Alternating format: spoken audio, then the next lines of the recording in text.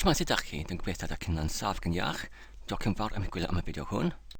Fel arfer, yn y gyfres yma, rydyn ni'n ymparhau oddi wrth y fideo olaf yn y datblygiad o'r wefan app, GemStoriAp, ac ar y ochr y de, rydyn ni'n edrych ar y rhestr o bethau i'w wneud ac dwi'n wedi ychwanegu dodiad newydd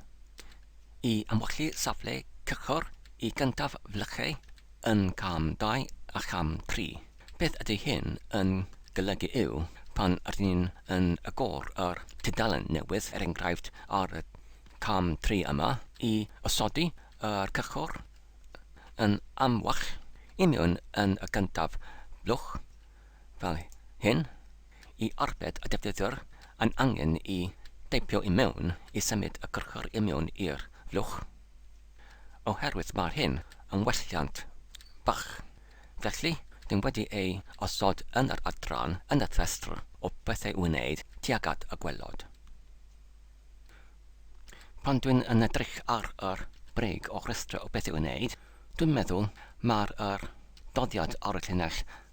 7 yn gysylltiedig gyda'r un ar llinell 4, oherwydd mae'r un ar y llinell 4 yn glin at trosglwyddo y data oddi wrth y tudalen cam 2 gyda'r diffiniadau Cymraeg i'r cam 3, ac wedyn mae'r llinell 7 yn berthnasol i'r defnyddio y data hyn yn yr ffail llargwytho. Felly dwi'n mynd i symud y llinell ar y llinell 7 yn uniongyrchol dan yr dodiad ar y llinell 4 fel hyn. Ac hefyd ar gyfer yr adolygiad o'r swyddogaeth hon newydd, ac hefyd ar gyfer ei Chwilota, dwi'n mynd i sefydlu neu osodi data arbennig ar gyfer yr Chwilota i mewn yn yr ffel data adnodd ag a data.php. Ond cyn hynny, dwi'n mynd i arbed ar gyfer y ffel hwn, fel hyn. A dyma'r ffeil greiddiol wedi ail-enwyd gyda'r nodyn bach yn yr ongl gronfachu i arwyddocau y manylion ynglyn at y ffeil hwn. Ac wedyn gyda'r ffeil data go iawn, sef eg a data.php, dwi'n mynd i adolygu fe yn waith law, fel hyn. Yn gyntaf, oherwydd mae'r ffeil hwn mor enfawr, ac oherwydd hyn mae'n mor araf i dileu ac hefyd i ychwanegu bethau yno fe, dwi'n mynd i gwtogi y maint o'r ffeil hwn, oherwydd mae'r hyn yn nawr yn unig ar gyfer yr Chwilota. Felly dwi'n mynd i dileu y filoedd o llinellau dan yr doddiad brycheog fel hyn.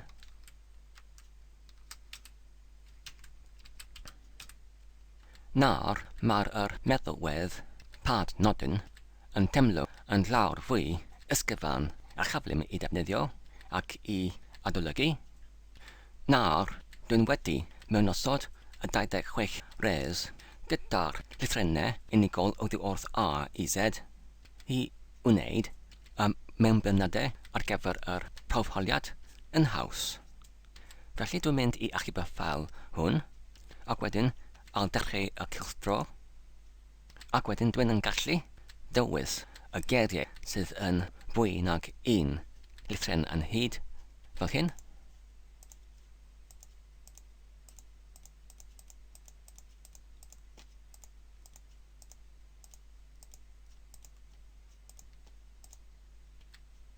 Ac wedyn symud i'r dudalen nesaf.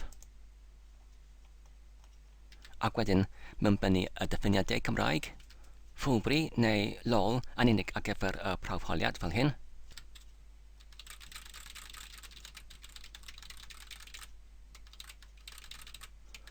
Ac wedyn clicio ar y botwm nesaf. Ac wedyn mewnbynnu y lythrennau A i T fel hyn.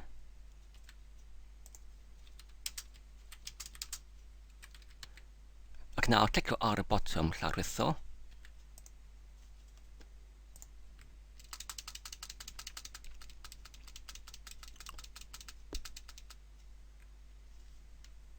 A dyma'r testyn. Nawr, os ydyn ni'n eisiau i newid y testyn, ydyn ni'n dal yn gallu gwneud hyn, ac wedyn llawrytho unwaith eto ambell fwy o weithiau fel hyn.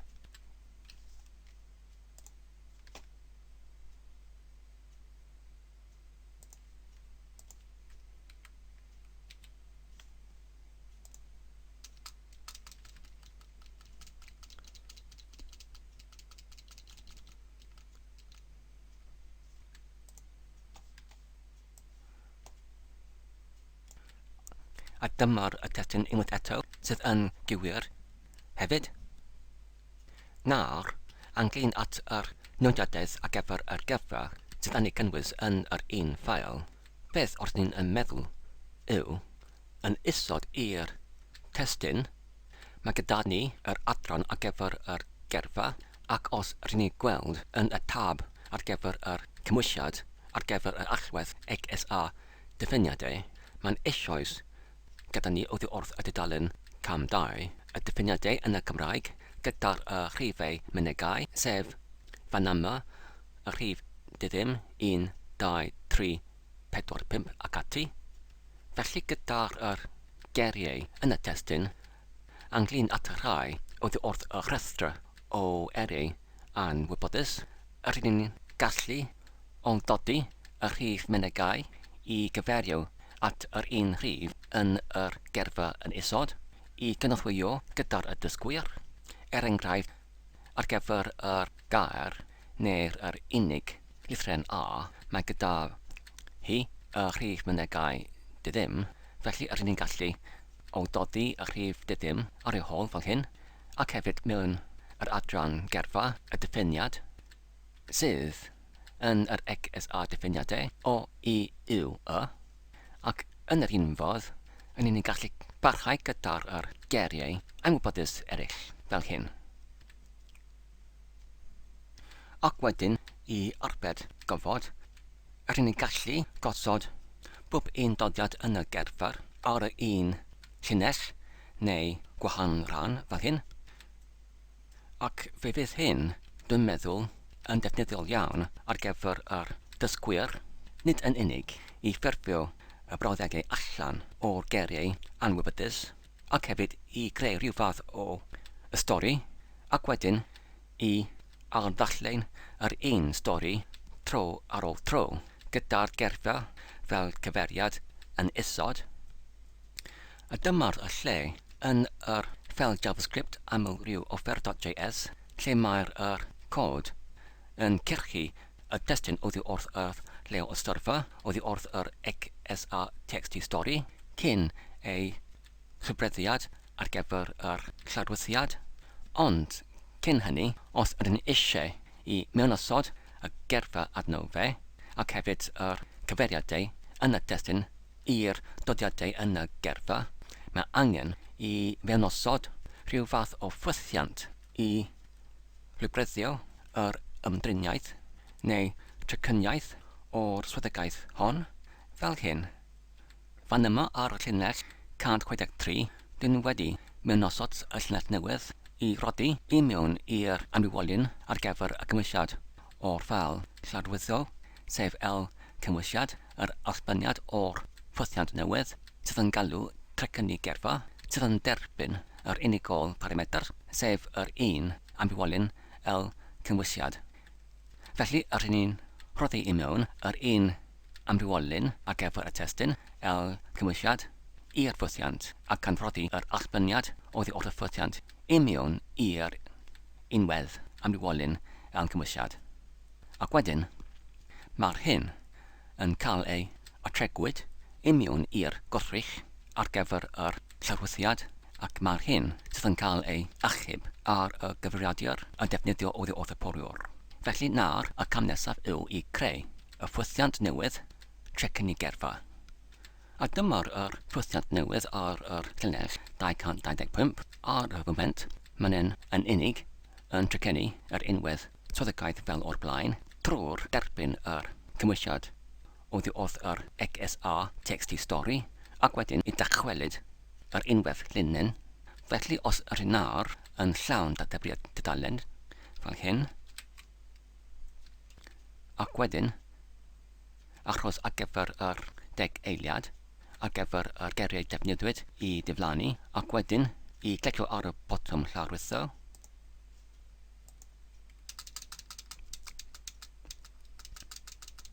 Mae'r cymwysiad yn edrych yr unwedd fel o'r blaen. Nawr, I mewn yn yr ffwthiant trecynnu gerfa, rydyn ni'n gallu rhaglennu y swyddogaeth newydd. Yn arferol, pan dwi'n yn datblygu neu rhaglennu rhywbeth sydd yn ychydig yn gymleth, dwi'n yn flaen ysgrifennu Ffug-cod yn y safle yn y cod ar gyfer yr swyddogaeth newydd fel hyn. Felly, beth ydy'r swyddogaeth hwn yn gymwys? Yn gyntaf, mae angen I gyrchu y data oddi wrth yr llytherennol XSA diffiniadau.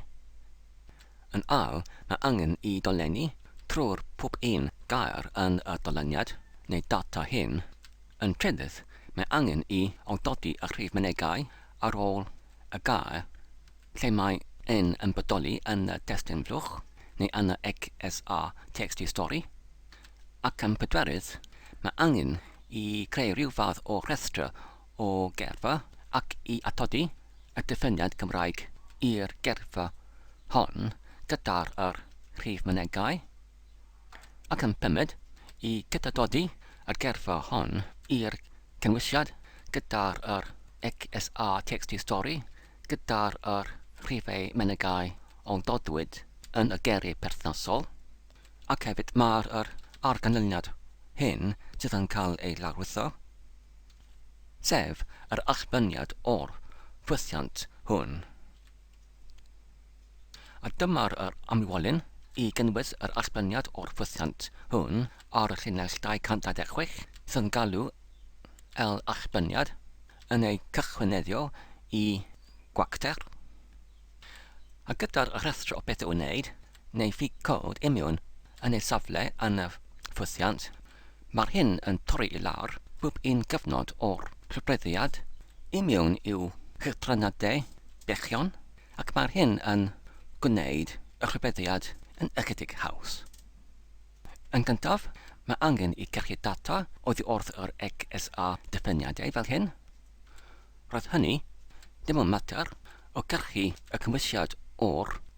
llytherennol gyda allwedd XSA diffiniadau trwy'r llwybr ffordd gyrchu dodiad oedd gorrych llytherennol. Wedyn, mae'n angen I dolenni trwy bob un gair fel hyn. Ar llinell 233, mae'n gyntaf angen I hollti y data ar y tryfflyg tanillell, ac wedyn rhodi y dulliad allbynwyd i'r amrywolyn a TMP1A, ac wedyn mae'n cyfranc neu didawr neu amdyddan neu ymberthyn o dolyniad trwy'r pob un rhes yn y dulliad a TMP1A os ydy'r rhes yn wag neu andiffinwyd I barhau, sef I neidio i'r dolyniad nesaf, os nac ydy yn wag neu andiffinwyd I hollti y data yn y rhes cyfredol ar y arthnod blaen slais ac I rhodi y dulliad allbynwyd I mewn i'r amrywolyn a TMP1B ac ar y un fodd os ydy'r colofn o'r dulliad a TM1B yn andiffinwyd neu yn wag I neidio i'r dolyniad nesaf, ond os nac ydy yn andiffinwyd neu gwag I effro y gyntaf a'r ail colofn yn y dulliad a TMP1B ac oherwydd rydyn ni'n dal yn adeiladu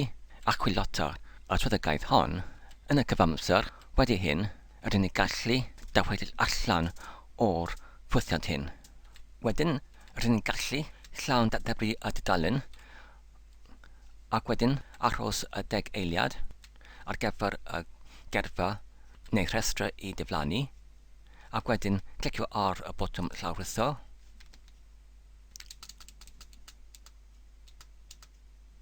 ac yna'r rydyn ni'n dolenni trwy'r dulliad RTMP 1a, a dyna'r ffail llawrythwyd, ac yna fe mae'n dweud annitlynwyd, ac mae'r hyn yn iawn yn y cyfamser, oherwydd rydyn ni'n dal yn chwilota, ac rydyn ni'n dychwelyd allan o'r ffwythiant heb dychwelyd dim byd o gwbl. Felly ynglyn at cod tarddiad hyd yn oed, mae'n edrych yn iawn. Felly cawn ni parhau gyda'r rhaglenni. Wedyn ynglyn at pwyntiau 3 a 4, sef o dodi rhif mynegau tu ôl pob un gair yn yr XSA texty stori, ac hefyd 4 i creu rhestr o erfa ac i atodi diffiniad i'r rhestr hwn gyda'i rhif mynegau. Dwi'n meddwl mae'r rhain angen i fod yn y dyluniad fel hyn. Nawr, dwi wedi gwneud ychydig fwy o newidau. Yn gyntaf, dwi'n wedi creu yr amwylyn i gynnal yr data ar gyfer yr testyn yn y stori, sef ar y llinell 232 LXSA TXT stori. Dwi'n cyrchu yr XSA TXT stori oddi wrth yr leol y storfa ac yn rhodi y cymwysiad i mewn i'r amwylyn hyn. Ac wedyn, yn y pwynt 3, mae'r cod yn dolenni trwy'r pob un gair neu diffiniad yn yr XSA diffiniadau ac yn alsodi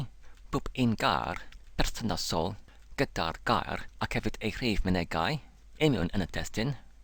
Ond ar y pwynt hwn, dwi'n sylweddoli rydyn yn diffygio un peth pwysig yn yr XSA diffiniadau, achos os rydyn yn dadansoddi ei cymwysiad,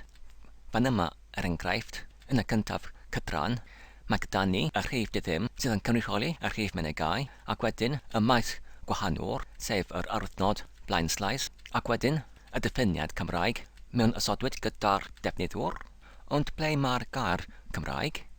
Mae'r hyn yn diffygio yn yr XSA diffiniadau, ac heb hyn, nid oes ei galliadwy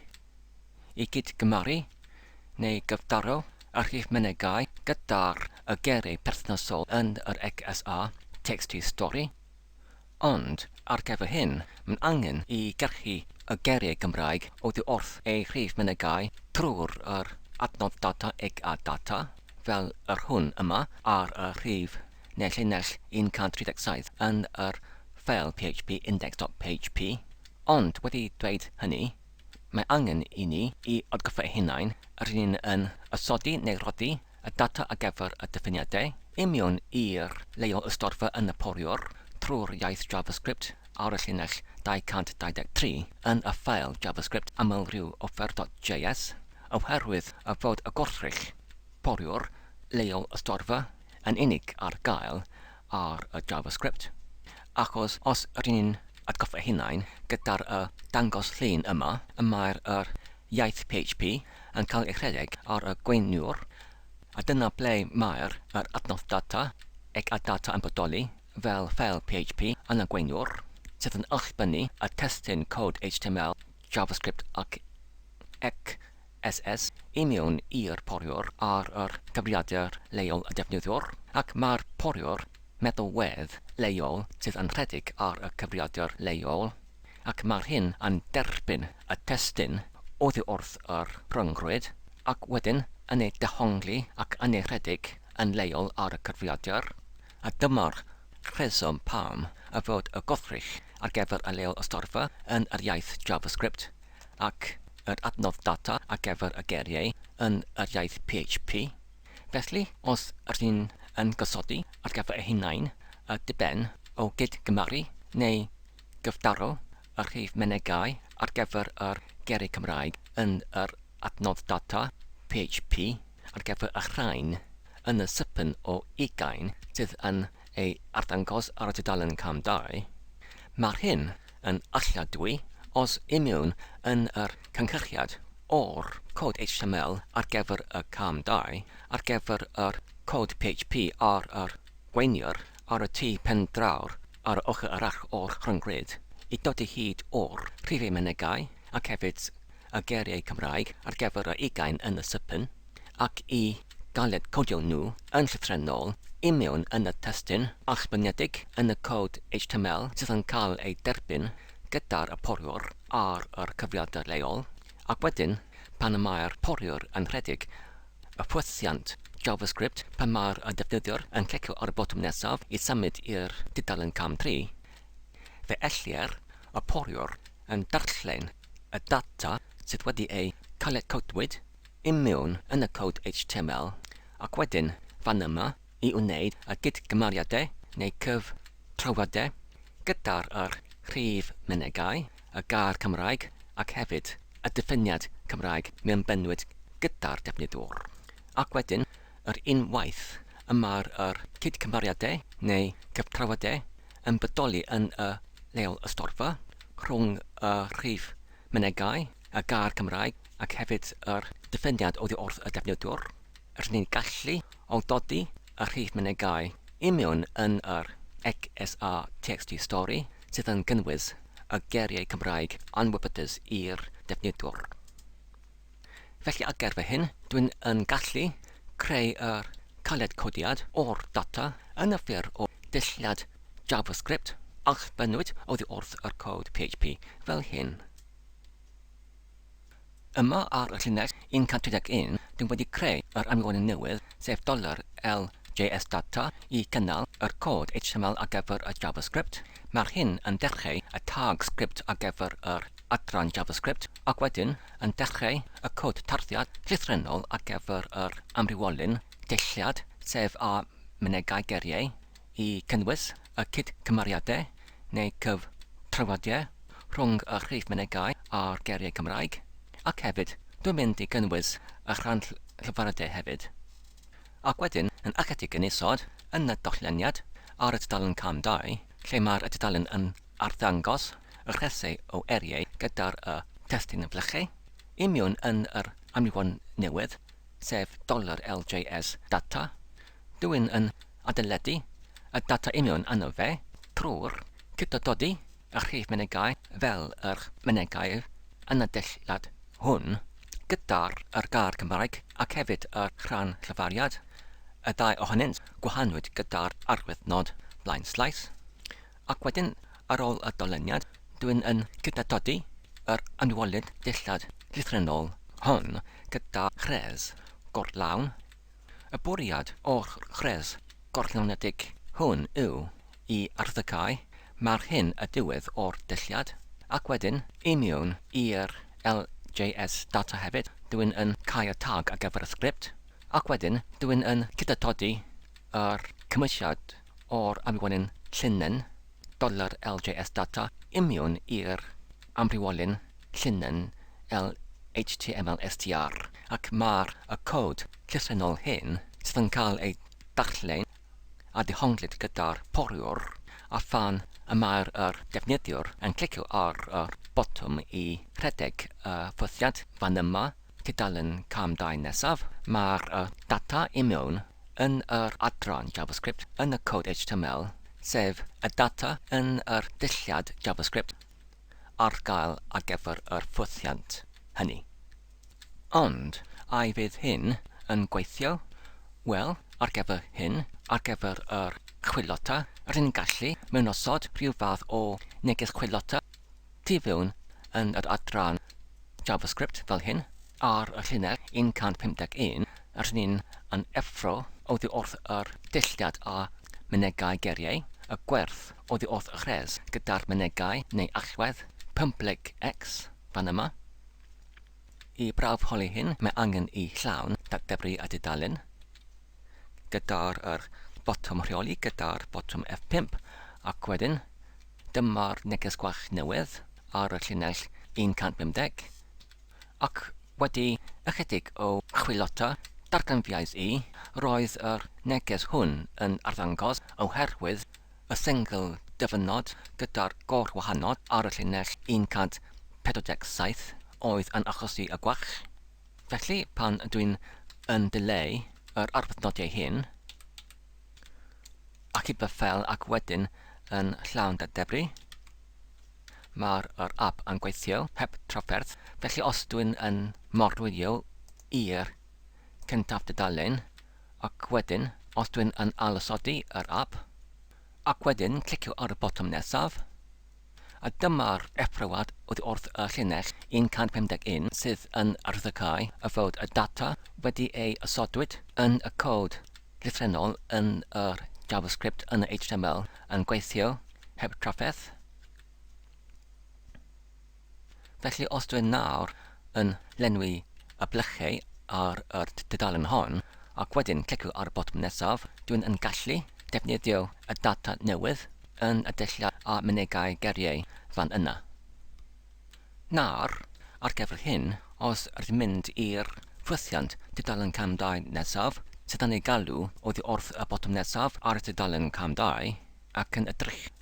ar yr adran lle mae'r data ar gyfer yr XSA diffiniadau yn y leol y storfa yn cael ei adeiladwyd, fan yma yn y llinell 216, rydyn ni'n gallu ychwanegu y data ar gyfer yr geriau Cymraeg ac hefyd yr rhan llafariadau oddi wrth yr dulliad sydd wedi ei cael ei codwyd i mewn i'r JavaScript, i mewn yn pob un res fel hyn. Fan yma, ar y llinell 215, dwi'n wedi creu yr amrywyn newydd, sef el rhif mynegau, i gynnwys y rhif mynegau a'ch tynwyd oddi wrth yr hunaniaeth o'r geriau, ac wedyn dwi'n yn defnyddio yr amrywyn hyn ar gyfer yr mynegau neu allwedd i gyrchu y res berthnasol oddi wrth y dulliad a mynegau geriau, ac mae'r hyn yn cael ei mewnasodwyd i mewn yn yr data ar gyfer XSA diffiniadau ar y llinell 219. Felly os ydyn nawr yn llawn datblygu, ac wedyn yn llenwi y dudalen hon,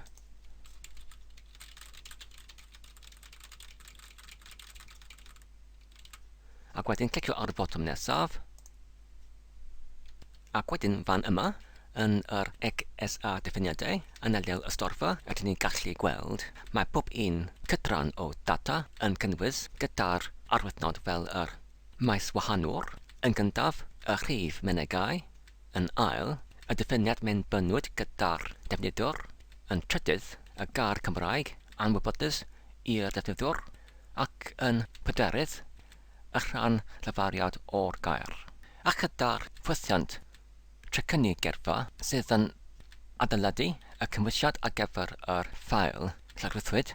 gyda'r cyfeiriadau i mewn yn y testyn o'r stori i'r gerfa sydd yn isod i'r stori yn yr un ffail. Yn y trydydd pwynt, yn y cyfrifiad hwn i oldydu y rhif mynegau tu ôl pob un gair yn yr XSA TXT stori, o'r diwedd mae'n gynadnu y gairiau Cymraeg i chwilio ardyn nhw yn y TXT stori, ac wedyn i oldodi nhw gyda'r rhif mynegau i'r dodiadau yn yr gerfa sydd yn isod i'r testyn stori. Achos maen nhw'n nawr ar gael yn y data yn yr XSA diffiniadau. A dyna ni i gyd ar gyfer nawr. Ond, fel arfer, mae'n bwysig i gefnifynnu neu arbed ar gefn, felly dwi'n nawr yn dewis pob ffail yn y plegell, neu'r cyfeiriadur, y taflun, neu'r eddyl, trwy pwyso ar y botwm rheoli gyda'r botwm A, i hepcor yr plegell neu'r cyfeiriadur archif, mae angen i pwyso ar y botwm rheoli gyda'r clicio ar y llygoden, ac wedyn dwi'n yn pwyso ar y botwm rheoli gyda'r botwm ec i alsgrifio, ac wedyn y botwm amgen gyda'r prendu i fordilio i'r ffon cof allanol, ac wedyn nawr dwi'n yn pwyso y botwm rheoli gyda'r botwm fi i bastio mewn. A dyna ni.